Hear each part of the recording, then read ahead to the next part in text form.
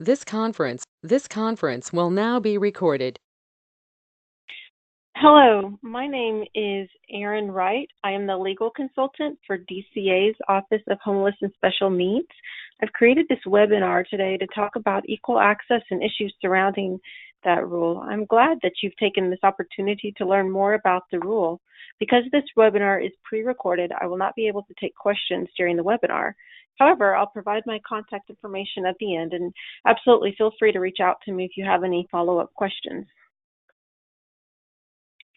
So today we're going to cover a wide range of topics around the Equal Access Rule, including inclusive language, the rule itself, conflict strategies, and confidentiality. We'll start our webinar today with a discussion of inclusive language. Each provider's goal should be to use appropriate inclusive language to communicate that affirms your commitment to serve all participants. Listed on this slide and the next are some common terms used among members of the LGBTQ community. However, if a participant reports that a certain term is offensive, you should work with them to respect their wishes and use their preferred terms. First, gender identity. Gender identity is one's internal or innate sense of being male, female, or another gender, which may not match their assigned sex at birth or their outward appearance. Gender expression is the outward expression of gender, although it might not always correspond with gender identity because individuals may not feel that they can safely express their gender identity. Gender expression is exhibited through behavior, clothing, hairstyle, body language, and voice, and may change over time.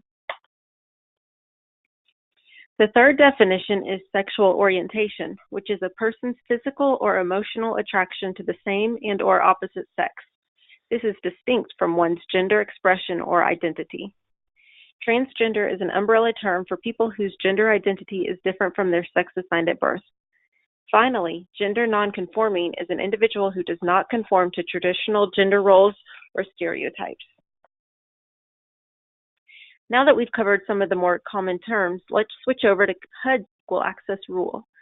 The Department of Housing and Urban Development is charged with promoting the federal goal of decent housing and a suitable living environment for all, and therefore it enacted the original Equal Access Rule in 2012.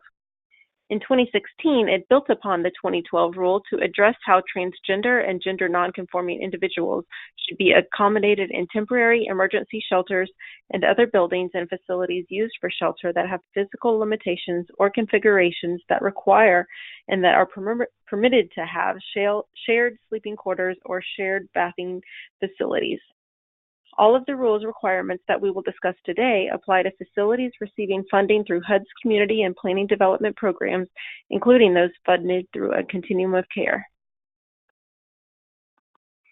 Provided here is a general overview of the rules' main points.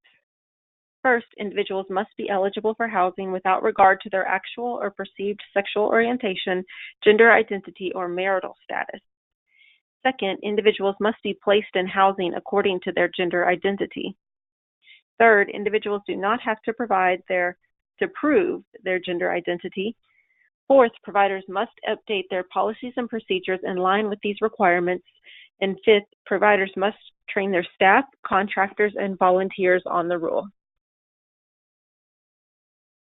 There can be a wide range of discrimination inflicted against individuals due to their sexual orientation, gender identity, or marital status. Some examples may include management of housing projects or facilities failing to address complaints from LGBT individuals regarding harassment by other residents, or project staff excluding individuals based on family composition, shelter workers inquiring about an individual's anatomy, or enforcing project rules different from some households than other households. As we stated earlier, you must serve all individuals eligible for your project regardless of their actual or perceived sexual orientation, gender identity, or marital status. However, HUD does permit emergency shelters and other facilities to operate single-sex projects when the project consists of a single structure with shared bedrooms or bathing facilities such that the considerations of personal privacy and the physical limitations of the configuration of the housing make it appropriate for the housing to be limited to one sex. If your project falls into this category, you must ensure that your policies guarantee all persons with a gender identity eligible for the project are served, even if their gender identity does not conform to gender stereotypes or does not match their sex assigned at birth. Importantly, providers cannot deny access because identity documents indicate a sex different than the gender that the person identifies with, deny access because appearance or behavior does not conform to gender stereotypes, or ask questions or seek information or documents about anatomy or medical history. It is also not a violation if a client reports different gender identities or expressions at different projects. Providers may ask an individual's gender identity to determine the appropriate placement for the individual or the number of bedrooms to which a household is entitled, but it may not ask so for a discriminatory purpose.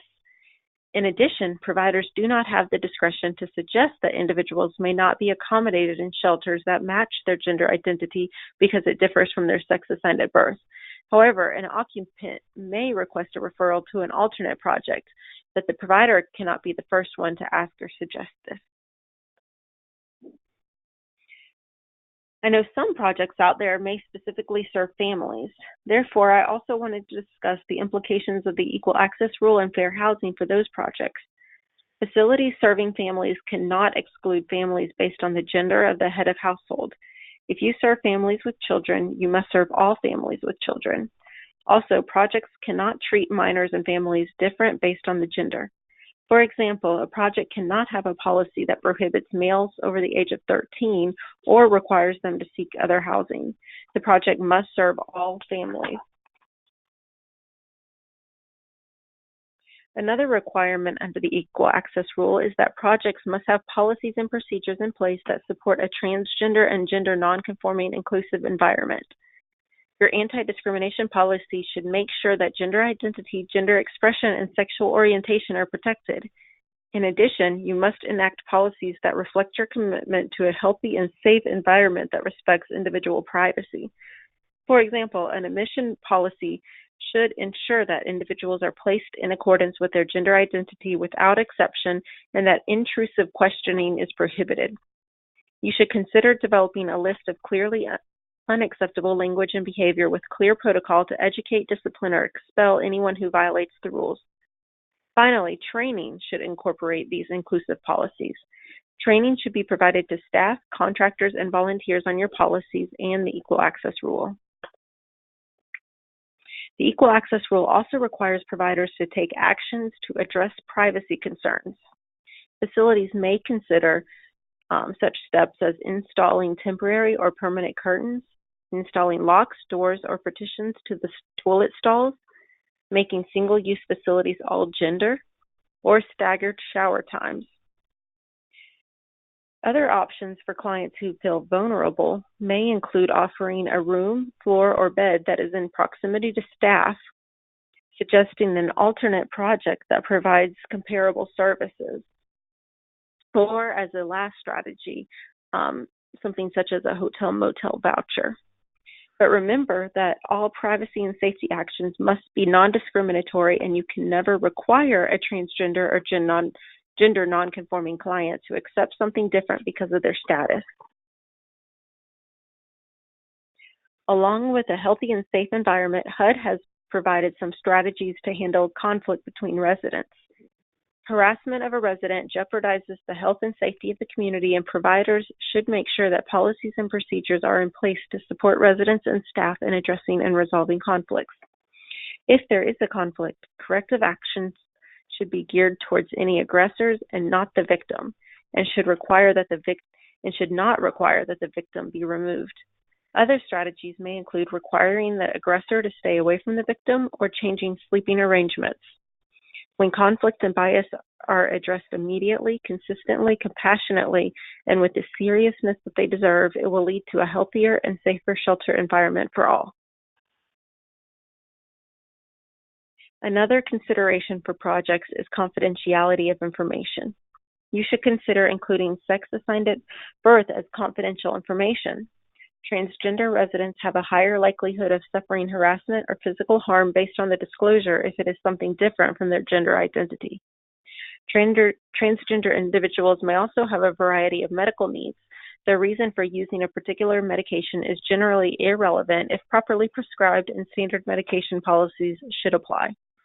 Individuals can choose also whether or not to reveal their transgender status and whether to have forms in HMIS reflect that. Therefore, you should establish or modify your shelter confidentiality policy to reflect how a resident's transgender status or other information should be handled. One goal is to prevent or minimize the potential for the resident to experience discrimination, harassment, or violence.